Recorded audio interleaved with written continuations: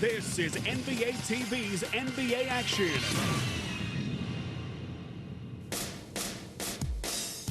This week, Vince Carter's air show lands in New Jersey, while a rookie from Congo makes the journey to Dallas.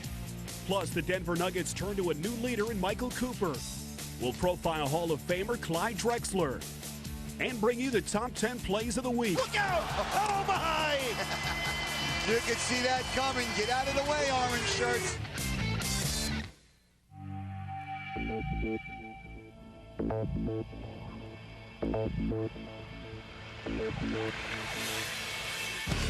out! He is unstoppable! You cannot believe what we just saw! Oh, man, what a dunk! Tear up that rim, young fella. Sensational! Oh, I'm shaking in my chair! Oh, at home! We begin by taking you into the action in the Eastern Conference as we follow the New Jersey Nets. LeBron James took center stage when Cleveland came to town, but an unheralded Net tried to steal the show. Rodney Buford picking up where he left off. While Buford roamed the perimeter, Richard Jefferson attacked the paint. Jefferson puts it on the floor. Hop step. And in. +1. But the Nets couldn't stop LeBron at the other end, and the Cavaliers surged to a 12-point lead in the second quarter. They got big numbers here. Cavaliers 4-on-1 and Newble the flush. In the second half, Richard Jefferson took over the game on his way to a career-high 42 points, and he carried the Nets down the stretch. Jefferson, this is for the lead. Count. Inside, Jefferson. The game was tied at 90 with 1.5 seconds left. The Nets had the ball and fittingly it went to Jefferson. Looking for the win. Lob, catch, and layup at the buzzer. Oh, what a play off the inbounds. But the Cavaliers still had time to pull off a miracle of their own, and they turned to a former Net, Lucius Harris. Harris gets it off. No good. The Nets moved on to Detroit, where newly acquired Vince Carter made his New Jersey debut and came out firing against the Pistons. Vince Carter open for a minute, fires and fills it. Carter in the post on rip, off glass. But Richard Hamilton was up for the challenge. Rip with a drive, off glass, got it. Hamilton scored a season-high 37 points, and the Pistons won it in overtime. The next night, Carter and the Nets headed to Chicago, where Kirk Hinrich got things rolling for the Bulls. Hinrich to Eddie Curry. Right back to Captain Kirk for the first 2 points of the game. Meanwhile, Carter was beginning to look like his old self in his first start as a Net, and he would finish with a team-high 25 points. Carter into traffic. Oh, what a shot by Vince Carter. The lob backdoor Carter from Jason Kidd. Hinrich pulled the Bulls within one at halftime. Hinrich, the time winding down. The floater is good. The game stayed tight, but Richard Jefferson tried to give New Jersey some breathing room with jumpers and slashing drives through the Bulls' defense. Jefferson cuts it back and hits off the glass. But Kirk Hinrich continued to give the fans a show as the second-year guard lit up the Nets for 30 points. Hinrich driving on Jason Kidd, step away, and hits. Hinrich comes to the rescue. And he did. But Carter took over late in the game, scoring 6 points in the final 3 minutes to help the Nets pull away. Carter wants to post up Luol Deng. Backs him, turns, fadeaway, is good. And Vince Carter coming alive down the stretch. Then New Jersey would seal the game with some big plays on defense. Nocioni for three, blocked on the play. No foul. The Nets escaped with a hard-fought win. Center court, it's short, and the Bulls lose a disappointing ball game to the New Jersey Nets. Later in the week, the Nets were in New York to face their rivals, the Knicks. Jefferson having an all-star season, gets inside. With Richard Jefferson and Vince Carter taking flight, the Nets soared to an 18-point lead in the first half. Jefferson, nice move from Jefferson.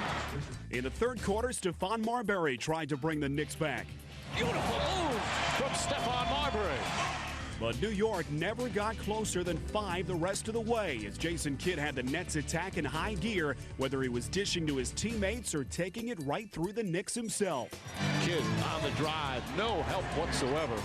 Then it was showtime for Kidd and Carter. Nice play from Vince Carter, 2-on-1 the other way. Kidd gets inside, alley-oop for Carter. New Jersey won it 93-87, their 17th victory in the last 20 games against the team from across the river. That'll do it. So the Nets will improve to 2-2 since Vince Carter came aboard. Now we go back into the action and introduce you to an NBA rookie from Congo, DJ Benga of the Dallas Mavericks. I'm starting to play basketball just 6 years ago. I'm starting my first year, I'm starting in Congo. It's not really basketball, just playground. Really basketball, I'm starting 5 years ago in Belgium. 5 years ago in Congo, basketball, nobody knows. No. Everybody knows, yes, basketball, Michael Jordan, Mutombo, so nobody likes it. So just 2 years ago, everybody tried to play now. I got some friends call me, say, you got some team, you got everything. So now everybody wants to play basketball. In school, in the playground. That's rejected by Mutombo. Get it out of here. Mutombo is like a big brother because he's a great player and we try to play like him. So sometimes we play. If I play, everybody say you play like Mutombo because I like block shot, rebounding. That's my game. We call him Baby Mutombo, Junior. Just because of the way he carries himself. He's picking up the game well. He's raw, very raw, but the guy jumps out of the gym. I mean, he touches almost the top of the backboard. He's showing everybody that, he belongs. I mean, he's really athletic. He blocks shots. He can score in the low post, and he's just developing well. I mean, I think he's way ahead of what anybody thought he would be in his first year. So hopefully that progression to continue. DJ's progression has been aided by Mark Bryant, who spent 15 NBA seasons banging in the low post. Now, as part of the Mavericks player development staff, he's giving advice to a grateful student. He helped me for everything. If I don't know, he tried to help me, tried to talk to me. So everybody is great. It's great for me. We are like one family in Dallas. So I like my teammate. Everybody helped me. While he's developed a close bond with his coaches and teammates, there's one subject DJ hasn't discussed: the tragic disappearance and death of his father, who was involved with the Congan government. Though he still grieves for his father, it's the only subject that's off limits when DJ talks to his teammates. Off limits for now. Actually, right now, I'm not ready. I'll take my time.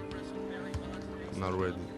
Those are some things that are real personal to him and, as teammates, and we just don't want to, overstep our bounds. But I think that, those things that he's dealt with, that he's comfortable with, and they're behind him, and he's just ready to move forward. He doesn't get in depth with that. Actually, I don't even know the situation, so, he hasn't really spoken about it. If I'm talking, he can't understand, because for them, it's like movies, like, you say, damn. That's reason sometimes I don't want to talk. I just keep for myself. I say one day maybe. DJ may someday seek help, but for now he's more comfortable supplying it. He wants to give back whenever he can, just like his hero Dikembe Mutombo. Mutombo is great example. We talk every time in the forum we talk. It's great example. So right now the people call me, send me the man. Right now, I'm like example. So I can do it something the bad because the kids now they look at me too. So I just want to be example for them. So give everything I can for them. Everything's open if you believe. Everything's open for you. The first time I cry for myself, I say, one day I'll go play in the league. I try to work every day hard. Right now it's passion. Right now I love basketball. I like it because it's my life now. I just play basketball. So I give everything for my game.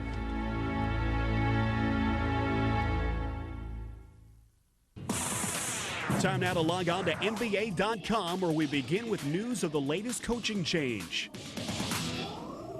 Sometimes you need to make a change. So we are going to make a coaching change today. After a disappointing start, the Nuggets replaced head coach Jeff Bzdelik with one of his assistants, Michael Cooper, who won championships as a player with the Lakers and a head coach with the Sparks. Right now, I really felt that the team needed a change. And sometimes it's nothing that the head coach is doing wrong in many times. It's just that a change of voice sometimes is a positive. So right now I'd just like to introduce, obviously you all know Michael Cooper is our new interim head coach, and I will turn it over to him. It's an opportunity that I cherish. Yes, I did want to become a head coach in this league. Under these circumstances, no, but it's a management decision, and now this team has to look forward. And I've said that from day one coming here, that this is a championship caliber team, and we just have to get after it now. I know about championship basketball, winning and playing and coaching it, so hopefully I can bring that and get the guys to buy into what championship basketball is all about. In other news, Knicks point guard Stephon Marbury was named Player of the Week in the Eastern Conference after averaging 32 points and 8 assists. Marbury gets past Carter, inside, high off the glass. Marbury and the foul. Stephon Marbury able to get into the Magic zone defense again. Marbury going right at Sprewell, gets inside. Marbury inside, goes right at Garnett. Oh, what a play from Stephon Marbury. In the West, the honor went to Pau Gasol, who averaged 24 points and 8 boards while leading Memphis to 3 straight wins. Earl dishes right to Mike. Down low to Pau for the dunk. Pau Gasol trying to make a move on Garnett. Put it away. Yes. 10 on the shot clock. Going with the right hand. Yes. Pau Gasol in the lane, hooks it up, scores, and gets one more. Now we take a look at some of the NBA's more entertaining moments in the latest edition of I Love This Game.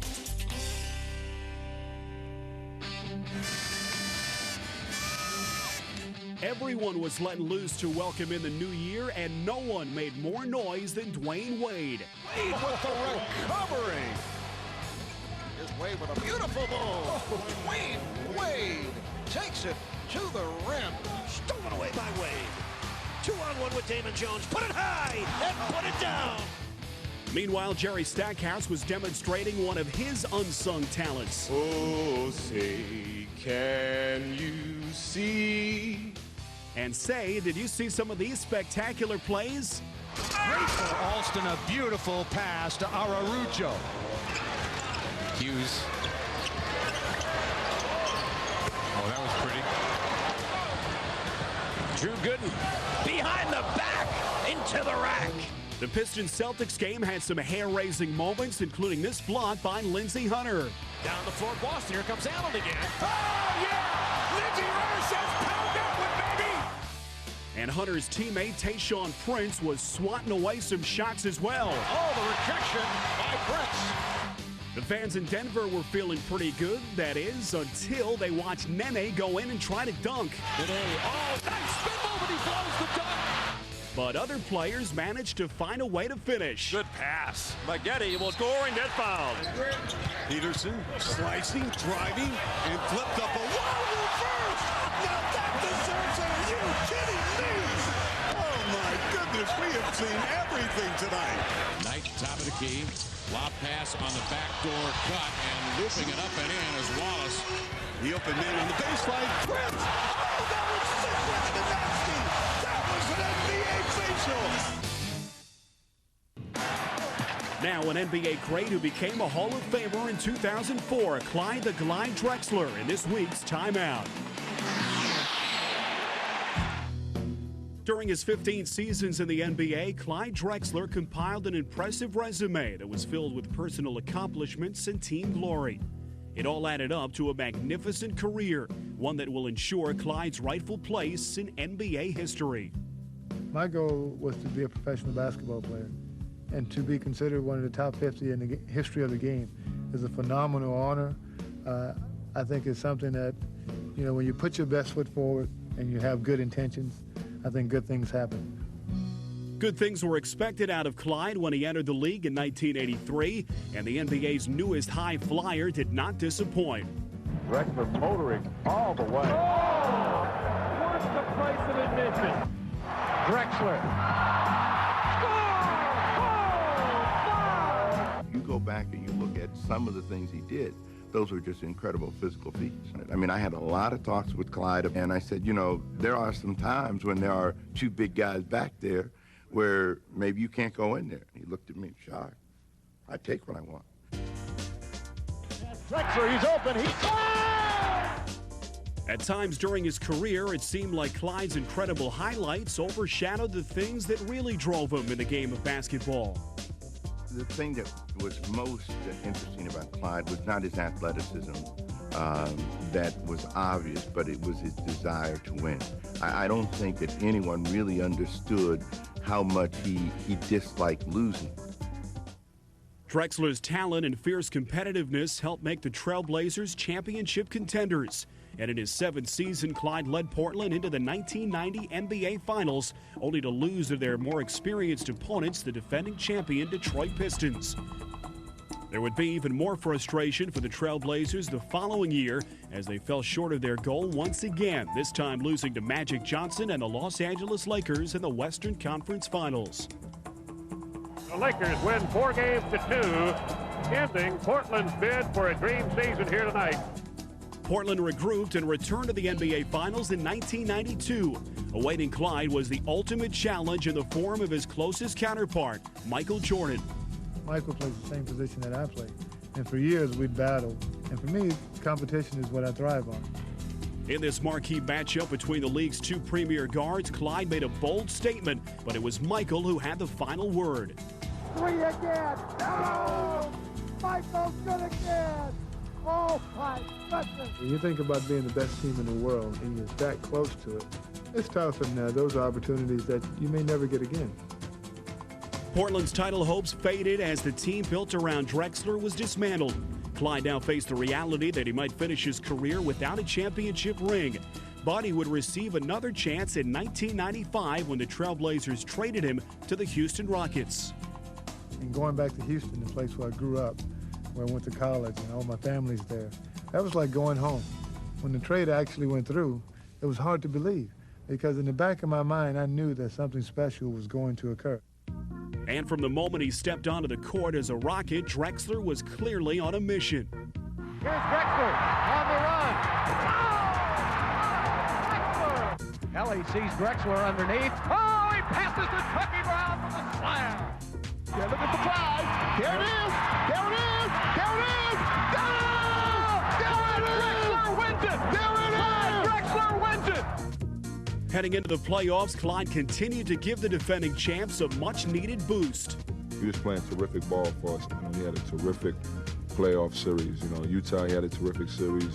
David Benoit's on him now. Drexler goes right around Benoit. And with each playoff games, each series, he was getting better and better. And Drexler's will to win helped the Rockets avoid elimination an incredible 5 times on their way to the 1995 NBA Finals. We had been through so much, and you always need something else to push you. And he stepped up big time right when we needed it. As Houston opened the finals against the Orlando Magic, Clyde was ready to seize his opportunity. The guy worked hard, and that right there showed me how bad this guy really wanted to win, because he knew that that was his last time getting to the finals probably, and he had to take advantage of it. A determined Drexler played with desperate intensity. Unstoppable. I mean, it was an emotional time. I knew he felt he was getting close to the ring, and I felt for him. Clyde Drexler, this is his championship. The Clyde wants to roll. Drexler slams it down. It's over. The Houston Rockets are the NBA champions for the 2nd year in a row. This was the 3rd trip to the finals, and the 3rd time was the charm. This was great. How sweet it is. It's a feeling of exhilaration. It's been like a storybook ending. Actually, I was so excited I didn't really know how to react. Hold on, he ain't get his share. Hey! Yeah. That's his first. That's his first. Yes, sir. His first. I had to come get him. Time and patience have rewarded Drexler and put him on the mantle that he belongs on in terms of being a great ambassador for the sport, a great talent, and a champion.